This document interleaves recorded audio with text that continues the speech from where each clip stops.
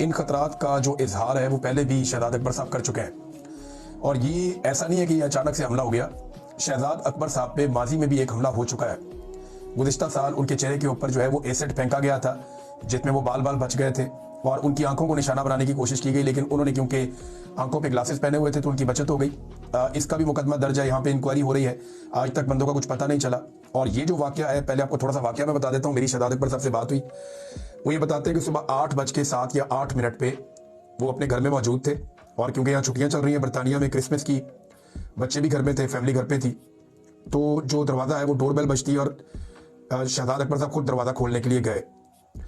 अब क्योंकि नींद में थे उन्हें आइडिया नहीं हुआ, वरना वो देखभाल के दरवाज़ा खोल देते। इतनी सुबह कौन आया, बिल्कुल आप एक्सपेक्ट नहीं कर सक रहे होते। एक मरतबा पहले भी उन पर अटैक हुआ है तो उन्हें थोड़ा विजिलेंट रहना पड़ेगा शहजाद अकबर साहब को। तो उन्होंने अचानक दरवाज़ा खोल दिया और सामने जो शख्स खड़ा था उसके बारे में जो शहजाद अकबर साहब बताते हैं कि लगभग 30 साल के आसपास का वो बंदा था और सफ़ेद फार्म था। उसका जो बोलने का एक्सेंट था उससे लगता है कि जैसे वो बरतानिया का ही रहने वाला, कोई यूरोपियन बंदा नहीं लगता। नॉर्मली अटैक के लिए जो बंदे हायर किए जाते हैं वो ये यूरोप साइड से आ जाते हैं या ईस्टर्न यूरोप से आ जाते हैं, दीगर ममालिक से वो बंदे आ जाते हैं, वो आकर अटैक करते हैं और अटैक करके क्योंकि सयाफ आम लोगों को भी हायर किया जाता है, बाज़ औक़ात वो हमला करते हैं और भाग जाते हैं।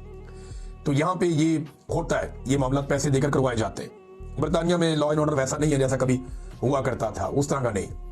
तो शहजाद अकबर साहब ने जब उसको कंफर्म किया कि मेरा नाम शहजाद अकबर है, उन्होंने पूछा उसने, तो उन्होंने कहा मेरा नाम है शहजाद अकबर, उसने सीधा मुंह के ऊपर मुक्का मारा।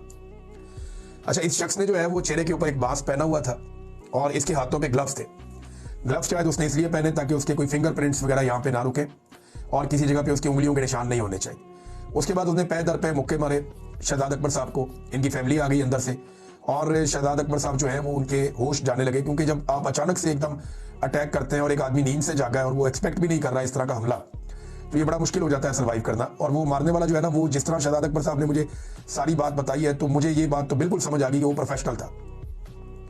जो मारने के लिए आया था वो फाइटर था, वो प्रोफेशनल आदमी था, उसको पता था कैसे मारना है। जब शहजाद अकबर साहब गिरे, इसके बावजूद वो सिर्फ उनके मुंह पे मार रहा था, यानी उसका मकसद सिर्फ मुंह को जख्मी करना था। वो लगातार मुंह पे मार रहा था।